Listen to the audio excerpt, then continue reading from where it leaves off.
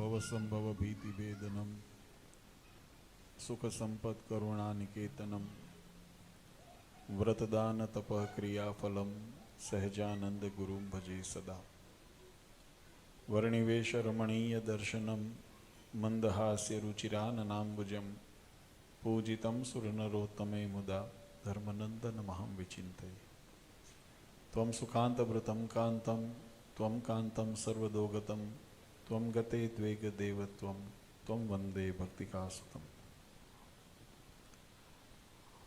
સર્વ અવતારી સર્વ કારણના કારણ આપણા સૌના મોક્ષદાતા ઈષ્ટદેવ ભગવાન શ્રી સ્વામિનારાયણ,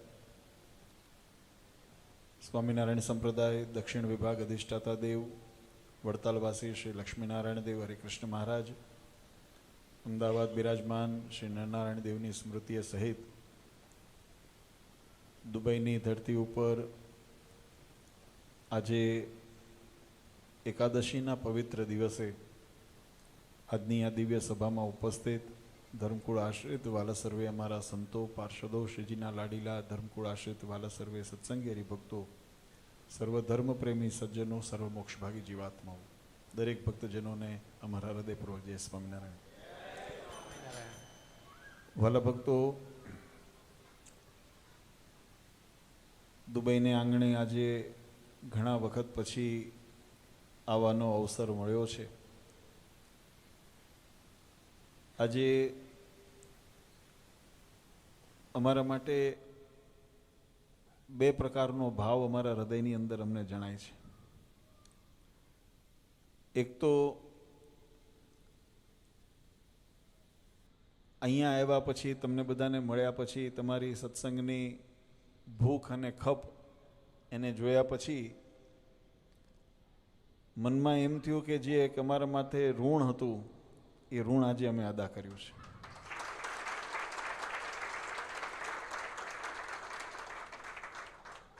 આજથી 10 વર્ષ પહેલાં રમણીકભાઈ સાક્ષી છે એના, જ્યારે પ્રથમ દુબઈ યાત્રા અમારે કરવાનો અવસર મળ્યો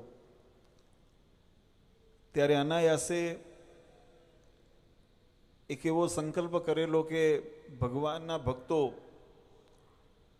પોતાની રોજીરોટી કમાવાને માટે પોતાના પ્રારબ્ધને કરીને પોતાના માતૃભૂમિથી, પોતાના કુટુંબ પરિવારથી, પોતાની સંસ્કૃતિથી આટલે દૂર આવીને જ્યારે વસ્યા હોય ત્યારે એના શરીરના પોષણની પ્રાપ્તિ એને થાય, એમાં ખૂબ પ્રગતિ થાય, સુખિયા થાય, એ તો ભગવાનની પાસે સંકલ્પ કરીએ જ, પણ સાથે સાથે જે હેતુ માટે વચનામૃત આદિ ગ્રંથોની અંદર ભગવાન સ્વામિનારાયણે પણ આ વાતને બહુ સુંદર પ્રતિપાદન કર્યું છે કે આ સંસારની અંદર જીવાત્માને જો મનુષ્ય દેહની પ્રાપ્તિ થતી હોય તો એ માત્ર સંસારના શરીર સુખને ભોગવવા માટે, ભોગવિલાસને ભોગવવા માટે નથી, પણ પોતાના આત્માના કલ્યાણનું સાધન કરવાને માટે આ મનુષ્ય દેહની પ્રાપ્તિ થઈ છે. આવો શાસ્ત્રોનો મત નિરર્થક ન થઈ જાય અને આપણને પણ અહીંયા દૂર દેશની અંદર પણ સત્સંગનું પોષણ મળતું રહે એના માટે કંઈક આયોજન કરીએ. અને અમે સંકલ્પ કરીને હરિભક્તોને વાત કરી કે આપણે નિયમિત અહીંયા મંડળની સ્થાપના કરીએ અને સભાનું આયોજન કરીએ કે જેથી કરીને સત્સંગનું પોષણ મળતું રહે.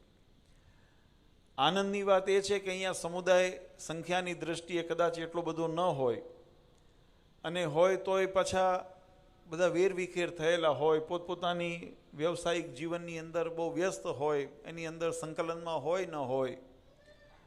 આવા વિપરીત વાતાવરણની અંદર પણ અમારા યુવાનોએ, ભક્તોએ સંકલ્પને, એ શબ્દોને ઝીલ્યા અને એક અમને આશ્વાસન આપ્યું, વચન આપ્યું કે અમે નિયમિત રૂપે અમે સત્સંગ કરશું.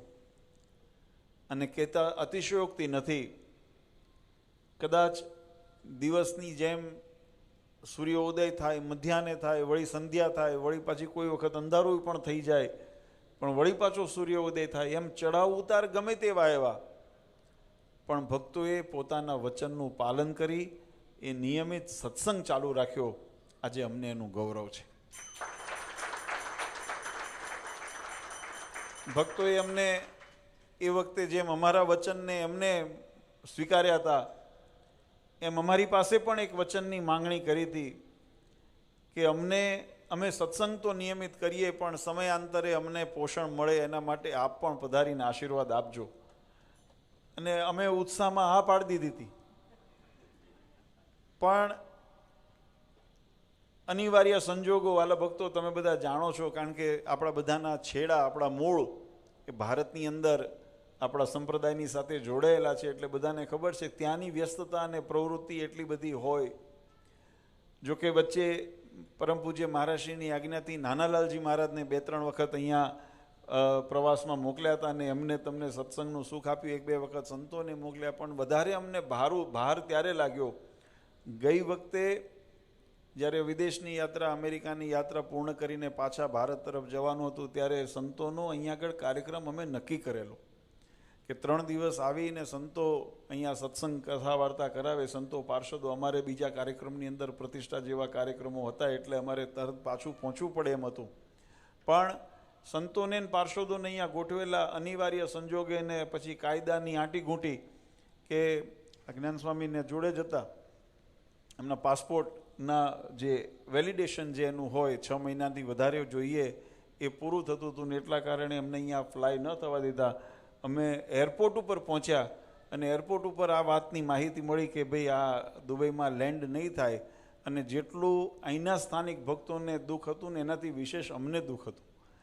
અમને એમ થયું કે આ હરિભક્તો કેટલા ઝંખનાથી, કેટલા ભાવથી સમગ્ર આયોજનની વ્યવસ્થા કરી અને આતુરતાથી સંતોના મુખે સત્સંગ કથા વાર્તાનો લાભ લેવાને માટે આતુર થયા હોય, અને આ મહારાજે કેવી કસોટી કરી કે એ એમનો ભાવ પૂર્ણ નહીં થઈ જાય. જોકે અમે એને કમ્પન્સેટ કરવાનો પ્રયત્ન કર્યો કે કુણાલ ભગતને અહીંયા આગળ મોકલ્યા. મેં કીધું બધા તો નથી જઈ શકતા, તમે એક જઈને પણ જો થોડું સત્સંગનું. હરિભક્તોએ મોટું મન રાખીને એ પરિસ્થિતિને સ્વીકારી.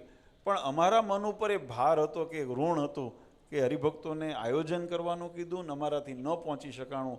આજે એને શું કહેવાય, એનું વાળવાનું, આજે વાળવા હારું અમે એકલા નહીં, અમારા સત્સંગ પરિવારને સંતોષ થાય એટલા માટે વૌજી મહારાજ ને સંતોન બધા સાથે અમે આવ્યા.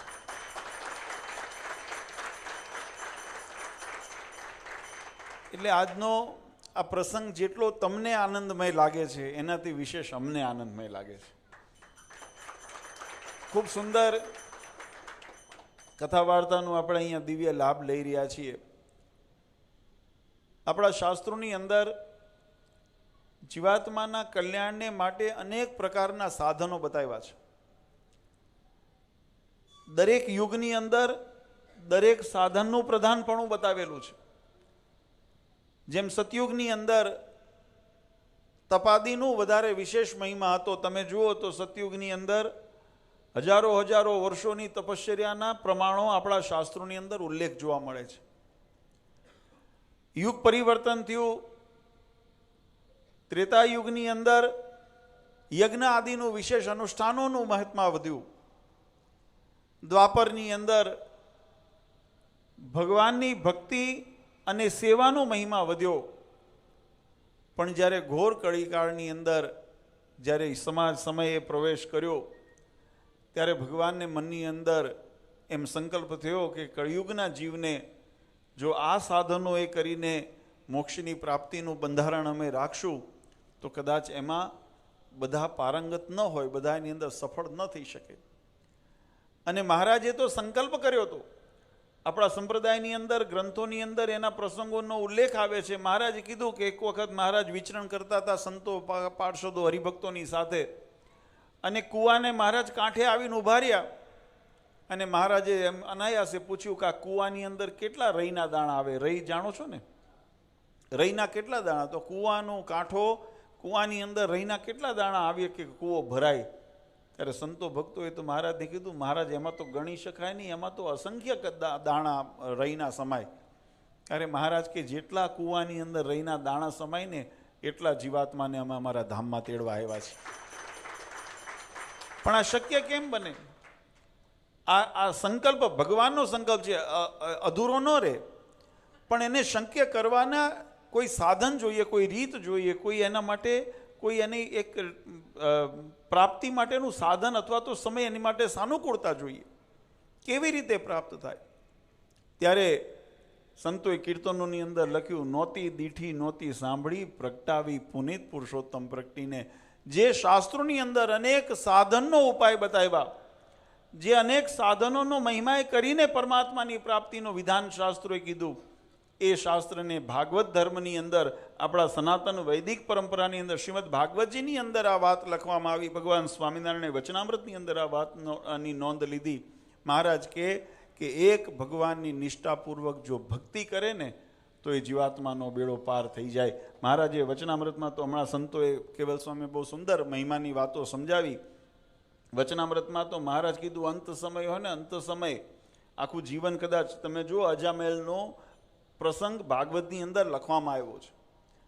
અજામેલ કોઈ દિવસ સત્કર્મ નહીં કરેલા. આ દ્રષ્ટાંતો વાલા ભક્તો મહિમા સમજવા માટે છે, અન્યથા લેવા માટે નથી. નહીં તો ઘણા પાછું અવળું લે તો એમ કે આપણે આ જીવન કંઈ કરવું નથી, તરત અવળું લે.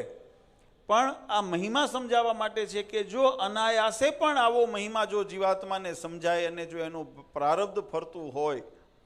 અજામેલની અંદર કોઈ સદગુણ નહોતા, કોઈ ધર્મ મર્યાદા નહોતી, કોઈ સત્કર્મ નહીં કરેલા, ભક્તિ નહીં કરેલી.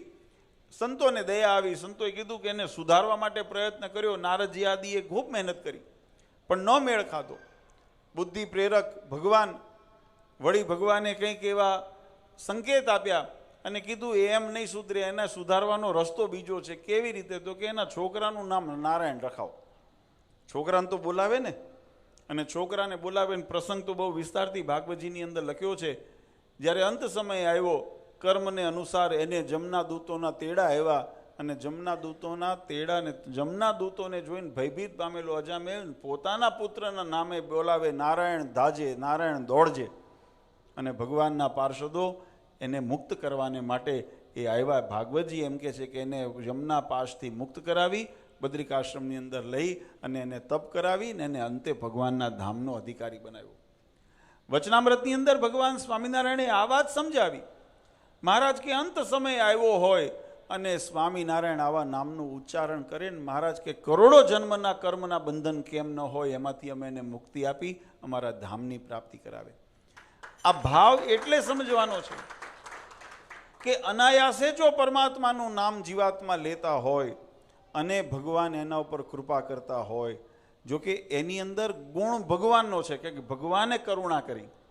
તમારા કર્મ સામે ન જોઈએ. આપણે કહીએ છીએ સ્તુતિ ભગવાનની બોલીએ ને ત્યારે એની અંદર કહીએ છીએ કે ભગવાન જો આપણા ગુણની સામે, અવગુણની સામે જો ભગવાન જોવે ને તો જીવનું કોઈ દિવસ કલ્યાણ ન થાય. પણ શરણાગત પાપ પર્વતમ ગણયિત્વા ન તદીય સદગુણમ અણુમપ્યતુલમ હિ મન્યતે સહજાનંદ ગુરુમ ભજે સદા.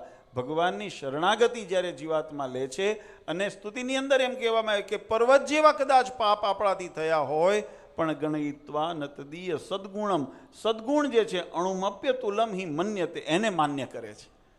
અણુ જેવા, અણુ એટલે રઈના દાણા જેટલા જો આપણા પુણ્યકર્મ હોય અને એ પુણ્યકર્મ જીવાત્મા જો ભગવાનને અર્પણ કરે તો ભગવાન એને માન્ય કરે છે. નોલા પર્વત જેવાને પાપને ભગવાન જોતા નથી. ત્યારે જીવનો ઉદ્ધાર થઈ શકે, નહીં તો જીવનો ઉદ્ધાર થાય નહીં. કારણ કે મનુષ્ય છે ને દોષનો ટોપલો છે. અનેક પ્રકારના શારીરિક, માનસિક, વાચિક ઘણા બધા આપણાથી દોષ અપરાધ થતા હોય. પણ આની પાછળનો વાલા ભક્તો મર્મ સમજવાની જરૂર છે. ભક્તિનો મહિમા બતાવ્યો, શરણાગતિનો મહિમા બતાવ્યો. જીવાત્મા જ્યારે પોતાના ધાર્યું કરવાનું મૂકીને ભગવાનના કયાની અંદર, અનુવૃત્તિની અંદર જ્યારે વર્તો થાય ને, ત્યારે ભગવાન એની લાજ રાખતા હોય છે. જ્યાં સુધી હુંપણાની ભાવના છે, હું સાધને કરીને પ્રાપ્તિ કરી લઈશ, હું સ્થિતિએ કરીને પ્રાપ્તિ કરી લઈશ, હું સંપત્તિએ કરીને પ્રાપ્તિ કરી લઈશ, હું જ્ઞાને કરીને પ્રાપ્તિ કરી લઈશ વગેરે જે પોતાના દેહાભિમાન, અહંકારો જ્યાં સુધી વચ્ચે અહમ બનીને અટામણનું કામ કરતા હોય ને, ત્યાં સુધી ભગવાનનો રાજીપો એના ઉપર ઉતરતો નથી. અને એટલા માટે આપણા શાસ્ત્રની અંદર, આપણા વચનામૃત આદિ ગ્રંથોની અંદર ભગવાને કીધું કે મનુષ્યની વૃત્તિ કેવી હોય તો કે દાસાનું દાસ થઈને વર્તે ને, આવું નિર્માનીપણું આવે. આવી જ્યારે સમર્પણ ભક્તિ આવે ત્યારે ભગવાનનો રાજીપો મળે છે. આજે એક બહુ આનંદની વાત છે કે આવા કળિયુગની અંદર આપણને આવો દિવ્ય સત્સંગ તો ઓળખાણો, અમે ઘણી વખત યુવાનો હરિભક્તો આવતા હોય ત્યારે એને અમે દ્રષ્ટાંત દેતા હોઈએ છીએ. હંમેશા વાળા ભક્તો, અને આ વૈજ્ઞાનિક વાત છે, કોઈ આમાં અટપટી વાત નથી, ન સમજાય એવી. તમે બધાય આપણે ફળ લઈને ખાતા હોઈએ કે ફૂલનું સુગંધ લેતા હોઈએ તો આ બધાને ખબર છે, વિજ્ઞાન પણ એ વાતને સ્વીકારે કે ફળની પ્રાપ્તિ આપણને ડાળી ઉપર થતી હોય છે. જે ડાળીનો છોડ હોય ને એમાં એના ઉપર ફળ થતા હોય, પુષ્પ એના ઉપર થતા હોય. પણ જો થોડુંક અંદર જેને આપણે કહીએ ચિંતવન કરીએ, તત્વજ્ઞાનનું જો આપણે એની અંદર રિસર્ચ કરીએ તો આપણને ખ્યાલ આવે કે એને પોષણ છે ને મૂળમાંથી મળે છે. આ વાત તો વૈજ્ઞાનિક છે ને, આ વાતને બહુ સમજવા જેવી છે. ફળ હંમેશા ડાળી ઉપર જ મળે. તમે મૂળમાં ફળ ગોતવા જાઓ એટલે એને પાછા અમુક જુદા પ્રકારના રૂટ કહેવામાં આવે છે, જેમ કે મૂળા છે, ગાજર છે, એ પાછા મૂળમાં તમને થાય. એક આપણે ત્યાં રમૂજ કરતા એક કથાકાર એટલે હાસ્ય કલાકાર છે, એની એક બહુ સુંદર વાત કરી હતી કે આપણી ભારતની ને એમાં કરીને ગુજરાતમાં ને એમાં વિશેષ કરીને પાટીદારોને પહોંચવા બહુ અઘરા છે. હા, એવું કહેવાય કે એમાં કંઈક ભાગીદારમાં એટલે એને લેવા ગયા તો ખેતીની અંદર ભાગ કર્યો, અને ખેતીમાં ભાગ કર્યો તો એને કીધું કે અંદર થાય જમીનમાં થાય મારું, ઉપર થાય તારું, આવો ભાગ કર્યો. તે ઘઉં વાવ્યા, તો ઘઉં આવે કે ઘઉં ક્યાં થાય? ઉપર થયા. તો ઘઉં બધા લઈને જતો રહ્યા અને ઓલા ઠૂંઠા બધા ગયા ઓલાના ભાગમાં. તો બીજે વખત તે ઓલા કે હું હોશિયારી કરું, તો કે એને ઊંધું કર્યું કે હવે નીચે થાય મારું ને ઉપર થાય તારું. એને ફેર્યું તો ઓલા મૂળા વાવ્યા, ગાજર વાવ્યા, કંઈક વાવ્યું એવું કે હેઠે થયું, તો એ લઈ લીધું હેઠેથી, ઉપરના ફાંદા ગયા. આ બધા પ્રકૃતિના નિયમ છે. પણ નિયમ એક વસ્તુ છે કે જ્યાં સુધી આ ભલે ઉપર ફળ થાય કે ને, એનું તત્વજ્ઞાન એ છે કે પોષણનું કારણ હંમેશા મૂળ રહેલું છે. આપણા જીવનની અંદર આપણે ગમે તેટલી પ્રગતિના પંથ ઉપર આગળ વધતા હોઈએ, પણ આજે સવારે પણ અમે પધરામણીમાં એક જગ્યાએ ગયા હતા ત્યારે વાત કરી હતી કે જેમ આ ઇલેક્ટ્રિસિટી છે એને ઇલેક્ટ્રિકના સોર્સની જરૂર પડે છે, એને સર્વિસની જરૂર પડે છે. તમે ગાડી ચલાવતા હોય એને સમયાંતરે સર્વિસની જરૂર પડે, એસી ચલાવતા હોય એને સર્વિસની જરૂર પડે, આપણું મોબાઈલ ડિસ્ચાર્જ થઈ ગયો હોય તો રિચાર્જની જરૂર પડે. તો જેમ એને પરિવર્તનની જરૂર છે, જેમ સાધનને સર્વિસ અથવા તો રિચાર્જની જરૂર પડે છે, એમ આપણે મનુષ્ય જન્મ લીધા પછી આપણું જે ચૈતન્ય તત્વ એવો આત્મા જે પ્રવૃત્તિ કરે છે એની અંદર એ ક્ષણે ક્ષણે પોતાની એનર્જી લૂઝ કરતો હોય છે. અને એને જો સર્વિસ કરવું હોય, એને જો ચાર્જ કરવું હોય, એને જો સફળ રીતે એ ચાલુ રહે એવી રીતે આપણે જો રાખવું હોય તો એને સર્વિસિંગ કરવી પડે. અને સર્વિસિંગ કઈ કરવી પડે તો કે આત્માને સર્વિસિંગ માટે ભગવાનનું ભજન એ એનું સર્વિસ છે, ભગવાનનું પૂજન એ એનું સર્વિસ છે.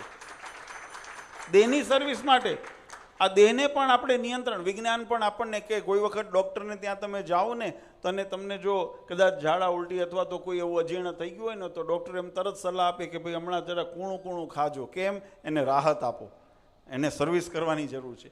તો શરીરના અવયવો, અંગો હોય, ઉપાંગો હોય, એને પણ રાહતને આપીને એને પુનઃ પાછા પોતાના સ્તોત્રની અંદર આવું. તો આપણે શું કહીએ છીએ આપણા શાસ્ત્રોની અંદર તમે જો દર 15 દિવસ એક એકાદશી આવે, હરિજયંતી આવે, કોઈ પૂનમ કરતું હોય, કોઈ નોમ કરતું હોય વગેરે, જે આપણે ઉપવાસની રીતો આપણી જે શાસ્ત્રોએ બતાવી છે, વૈજ્ઞાનિક દબે તો એની મહત્તા રહેલી જ છે, પણ સાથે સાથે આધ્યાત્મિક દબની અંદર એનું મહત્વ એ છે કે આપણે એ દિવસે પોતાની કર્મેન્દ્રિય, જ્ઞાનેન્દ્રિય, મનને ભગવાનની અંદર પૂરવી છે. આ વાત એટલા માટે વાલા ભક્તો આજે સાર્થક થાય. આજે એકાદશીનો દિવસ છે, જલઝીણી એકાદશી. આમ તો અમે સવારે કહેતા હતા કે મારા આ જીવનની અંદર પહેલવેલી એવી જળઝીણી હશે કે હું વડતાલ બહાર છું, નહીતર તો ભારતની અંદર કંઈક ને કંઈક પ્રસંગોની અંદર હોય. પણ દુબઈનું ઋણ માથે હતું ને, એ ઋણ અદા કરવા આજે એકાદશીનો પાવન ઉત્સવ તમારી વચ્ચે ઉજવવાનો અવસર મળ્યો. ઠાકોરજીને અહીંયા, અને મને ગૌરવ છે ખરેખર બીજા બધા સ્થાનોની અંદર જ્યાં સંતોનો કે અમારે જવાનું થતું હોય, હરિભક્તોનો સમુદાય હોય અને હરિભક્તો સત્સંગ જાળવ્યો છે, એમને ખૂબ ખૂબ ધન્યવાદ. પછી અમેરિકા હોય, લંડન હોય, એમને ધન્યવાદ છે. પણ એનાથી વિશેષ મને દુબઈના ભક્તો પર ગૌરવ વધારે છે કે અહીંયા આગળ વિપરીત પરિસ્થિતિ, ઓછો સમુદાય અને સંક્ષિપ્ત હોવા છતાં પણ અમે આપણા સોશિયલ મીડિયાના માધ્યમથી, આપણા યુટ્યુબ ચેનલના માધ્યમથી, અહીંના વોટ્સઅપના માધ્યમથી અવારનવાર હરિભક્તો જ્યારે વડતાલ આવ્યા હોય, ભારત આવ્યા હોય તો એમની સાથે ફોન ઉપર વાત થાય. અમને કોઈ એવો ઉત્સવ નથી જે અહીંયા દુબઈના ભક્તોએ ન ઉજવ્યો હોય. એનો ખૂબ અમને ગૌરવ છે. ઘણી વખત ફોન કરીને પૂછે કે બાપુજી અમારે આ ઉત્સવ કરવો છે, એટલે હું કહું તમે પણ કઈ રીતે કરી શકશો? માનો કે ગાયોને આપણે ગૌશાળા ત્યાં ગોતી કાઢી શકીએ. ક્યાં ગયા ચિંતન ભગત બેટા? હા, એ મને અહીંથી ફોટા મોકલ્યા, મને કે બાપુજી અમે ગાયોને ખવડાવે. મેં કીધું આ જલજીણી, તમે સમુદ્રની અંદર અમે ભગવાનને જલજી લાવે. મેં કીધું આ બધી આ વિદેશની ધરતી, એમાં આપણે જાણીએ છીએ બધીની અંદર આ બધા અહેવાલો અમે જ્યારે મળતા હોય, હું એક વાતનો અતિશયોક્તિ તમને સારું લગાડવા નથી કહેતો, પણ એક વસ્તુ થાય, તમે બધાય માવતર છો ને તમે કોક તમારાય માવતર છે, તમે તમારા માવતરને પૂછજો અને તમે માવતર તરીકે વિચારીને જોજો. જે દિવસે દીકરા લાયક થાય ને ત્યારે માવતરની છાતી ગજગજની થતી હોય.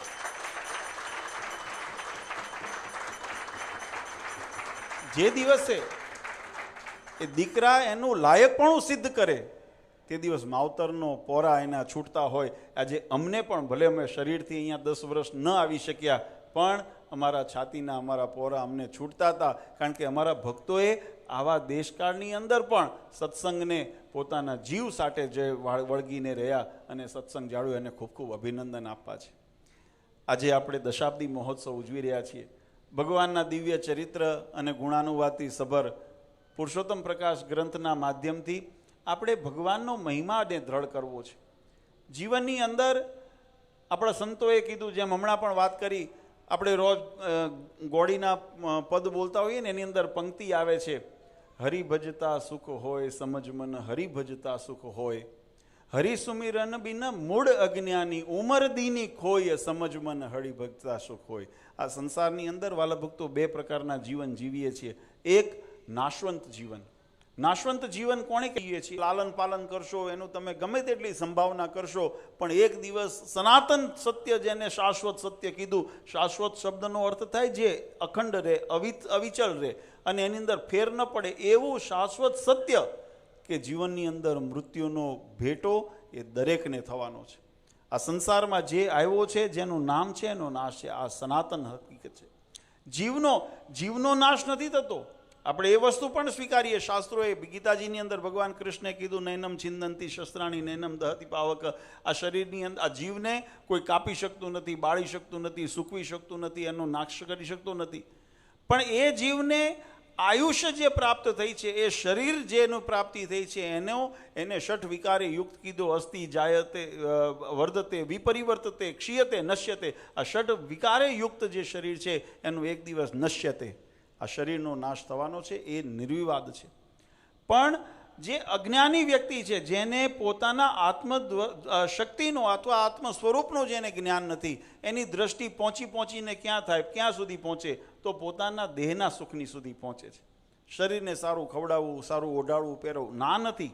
આ વાતને પણ સાથે સાથે એટલું સમજો, તમને નહીં એમ થાય કે આપણે બધા જંગલમાં જતું રહેવું. જંગલમાં જવાની વાત નથી. વાત એ છે કે તમે જે શરીરના સુખની પ્રાપ્તિ માટે આપણે ઘર-બાર મૂક્યા, પરિવાર મૂક્યા, અહીંયા કાળી મજૂરી કરો, આટલા 50 આજે અમે જોતા હતા, આજે અમે પધરામણી ફરતા હતા, મને અનુભવ થતા હતા. અહીંયા તમે રહેતા એટલે હવે ટેવાઈ ગયા, તમારા લોહી એવા, ચામડી એવી થઈ ગઈ, એટલે થોડું ઘણું અમને વધારે લાગે. અમે દેશમાંથી એવા આવ્યા ને, તો અમને ત્યાં અહીંયા 50 ડિગ્રી જેટલી તાપમાન જતું હોય, એટલે અમે તો વિચારે ન કરીએ. અમારે ભારતની અંદર 45 ડિગ્રી આવે એટલે અમે વિચારવા માંડીએ કે હવે ઉનાળો થયો ચાલુ, હવે બહારના કાર્યક્રમો ઓછા કરીએ. પણ તમે બધા અહીંયા આગળ કામ કરો, શાના માટે? ફરી વિચારજો, થોડું વિચારજો કે એની શાના માટે કરો છો. તો એનું તમારું લક્ષ્ય તમને એટલું મળશે કે તમે પોતાના શરીર સુખ, પુત્ર, પરિવાર, કુટુંબને સુખિયા કરવાને માટે. આનાથી વધારે તમારો દ્રષ્ટિ એની અંદર ન પહોંચે. આ વાસ્તવિકતા છે, પણ આમાં ખોટોય નથી. એ કરવું જોઈએ, કારણ કે શાસ્ત્રોની અંદર શરીરનો પણ ધર્મ બતાવ્યો છે. જે શરીરનો નિર્વાહ કરવો એ પણ ધર્મ છે, શરીરની સંભાવના કરવી એ પણ ધર્મ છે. એટલે એનો નિષેધ આપણા શાસ્ત્રો, અને એમાંય સનાતન વૈદિક ધર્મ જે આપણો ધર્મ છે ને, આ સનાતન ધર્મની વ્યાખ્યા બહુ વિશાળ છે, બહુ વિસ્તારથી એની અંદર, સંકુચિત નથી. એટલે એની દ્રષ્ટિએ જો વિચારીએ તો તમારું મનુષ્ય દેહ સંબંધી કર્તવ્ય મિથ્યા નથી. પણ મિથ્યા ક્યારે થાય કે તમે એને સર્વે સર્વ માની લો ત્યારે. જ્યારે આપણે સર્વનું કારણ આ શરીરને માની લઈએ છીએ, અહંકારની અંદર આપણે માત્ર દેહના સુખની પાછળ આપણે પોતાનો સમય વ્યસ્ત કરીએ, અને જેના કારણે દેહ જીવિત છે, તેના કારણે દેહ ચાલે છે. હમણાં આ શરીર જેને તમે હોનાથી મઢી દો, આજે અમને હરિભક્તો પધરામણી લઈ ગયા ને, ગોલ્ડ શોક, અહીંયા પધરામણી અમે ગયા ને ત્યાં લઈ ગયા. અહીંયા જોયું તો આ બધી બજારો સોનાના દુકાનો, આપણે ત્યાં સોની બજારો હતી પહેલાં, બરાબર. હવે એનેથી તમે એ જેટલું સોનું છે ને એનાથી તમારા શરીરને તમે મઢી લો, પણ પ્રાણ ન હોય તો એ તત્વનું એની કિંમત કોણ કરશે? એ હોનાની કિંમત કોણ આંકશે? એ હોનાથી જે પોતાના શરીર સુંદર લાગે છે તો શોભાયમાન લાગે છે, એની કિંમત કોણ કરશે? તો એની પાછળનું તત્વજ્ઞાન એટલું કહે છે કે જે જડ પદાર્થ છે ને, બે પ્રકારે સૃષ્ટિને આપણે વિભાજન કરી, જડ અને ચૈતન્ય. તો જે જડ તત્વ છે એની કિંમત જો ચૈતન્ય હાજર હોય ને તો જ એની કિંમત થાય, નહીં તો જડની કોઈ કિંમત થતી નથી. નહીં તો એ ધૂળ છે. જો આપણું ચૈતન્ય એને સ્વીકારે નહીં, આપણું તત્વજ્ઞાન, આપણી દ્રષ્ટિ એને જો ચૈતન્ય એને ન સ્વીકારે તો એની કિંમત જળથી વધારે, એ ધૂળથી વધારે કંઈ નથી. જેમ હીરો હોય એ પથ્થરથી વધારે કંઈ નથી, સોનું હોય તો ધૂળથી વધારે કંઈ નથી, એમ શરીરની અંદર શરીરના સુખ સંબંધી જે પણ પંચ વિષય છે એની કિંમત ધૂળથી વધારે નથી. કામ કે એને અનુભવ કરનાર ચૈતન્ય તત્વનો અભાવ છે. હવે એ ચૈતન્ય તત્વ જેના કારણે સોનું થયું, જેના કારણે હીરો થયો, જેના કારણે પિતા થયા, પુત્ર થયા, મા બાપ થયા, જેના કારણે પતિ પત્ની થયા, જેના કારણે પુત્ર પરિવાર થયા, આ બધાના સંબંધની પાછળનું કારણ તો કે ચૈતન્ય તત્વનો યોગ છે. અને એ ચૈતન્ય તત્વને સુખી કરવું હોય તો એના માટેનો વિચાર કરવાનો કેટલાની દ્રષ્ટિ પહોંચે. એમાં તમારો વાંક નથી, પણ આપણી દ્રષ્ટિ ત્યાં સુધી પહોંચતી નથી. આપણી આ વ્યસ્તતાને કારણે, આ પળોજણને કારણે, પળોજણ જ કહેવાય ને ગુજરાતીમાં, જે ગૂંચવી રાખે, આ પળોજણ, આ વ્યવહારની પળોજણ એટલી છે કે આપણને આત્મતત્વ સુધી ક્યારેય વિચારવા દેતી નથી. અને આત્મતત્વ સુધી જ્યારે વિચારવા દેતી નથી એટલે આત્માના સુખની માટે આપણે કોઈ ચિંતિત નથી, આપણે માત્ર દેહના સુખની માટે ચિંતિત છીએ. અને એ જ્ઞાન આપણને શાસ્ત્રો દ્વારા, કથા વાર્તા દ્વારા, આપણને સત્સંગ દ્વારા પ્રાપ્ત થાય કે જીવનની અંદર વાલા ભક્તો તમે જે કરો છો ને એમાં જરાય ઉણપ નથી. તમે સારામાં સારું કરો, ભગવાન તમને હજુ અઢળક તમને સુખિયા કરે, એમાં જરાય ના નથી. પણ એટલું ચોક્કસ યાદ રાખજો કે એની સાથે સાથે આ બધું ધૂળ થઈ જાય એ પહેલાં આત્મકલ્યાણનું સાધન કરી લેજો. આ જ આપણા જીવનનું મૂલ્ય છે, આ જ જીવનની સફળતા છે.